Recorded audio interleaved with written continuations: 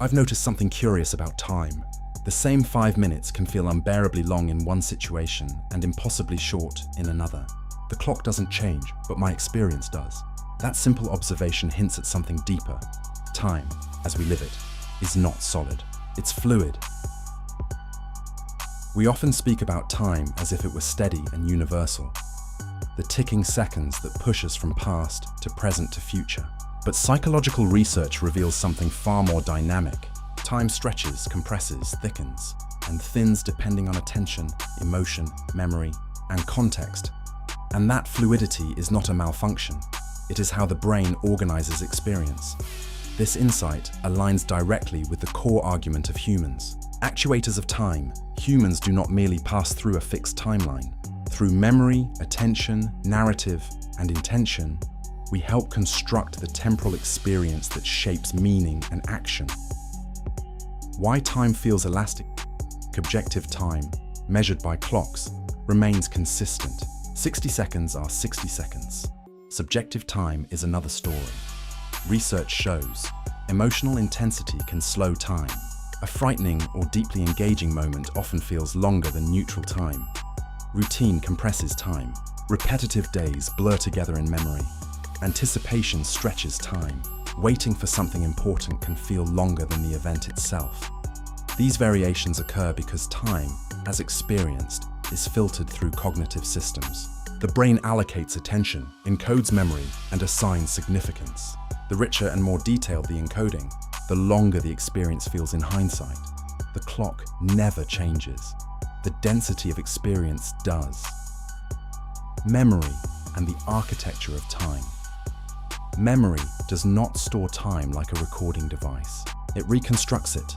A week filled with novelty, new conversations, unfamiliar places, unexpected emotions, leaves behind a complex memory structure. When you look back, that week feels expansive. A week of repetition leaves fewer markers. In hindsight, it collapses. The more anchors memory creates, the longer time feels. Time, then, is not just measured, it is woven. Attention and temporal thickness. Attention determines what becomes real in experience. When attention sharpens, in joy, fear, curiosity, or urgency, moments feel thick. They carry weight. They imprint deeply.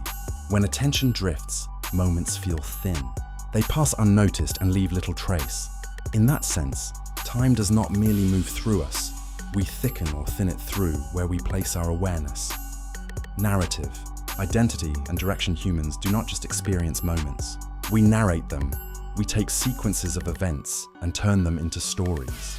We give chapters beginnings and endings. We assign turning points and lessons. Our identity depends on this narrative stitching. Without narrative continuity, there is no coherent self across time. Memory anchors the past. Imagination pulls toward the future. Attention situates the present.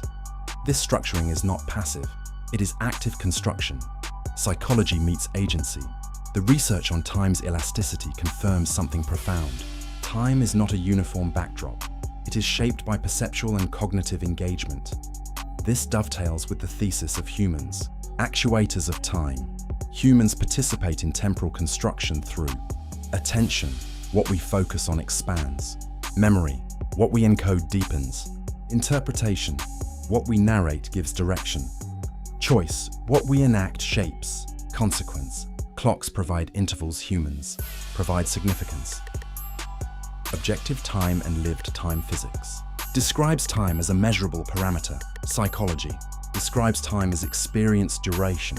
Neither cancels the other. Objective time coordinates trains and satellites. Subjective time shapes identity and purpose. Where clocks create uniformity. The mind creates texture, and texture is what makes a life feel full or empty. The human contribution. The research on time's fluidity makes something unmistakable. Time is not perceived uniformly. Memory alters duration in hindsight. Attention alters duration in the moment. Narrative gives continuity across change. Humans, actuators of time, extends that observation further. We are not merely affected by time's elasticity, we are agents within it. We decide where attention rests. We choose which memories define us. We construct the arc that gives direction to our lives. In that sense, time is not just a backdrop, it is a medium shaped by awareness.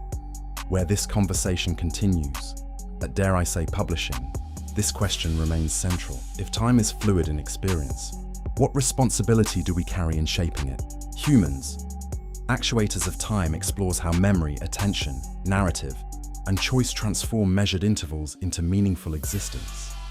If this way of thinking about time resonates with you, explore the full work and related essays at dareisaypublishing.com, because seconds will pass regardless.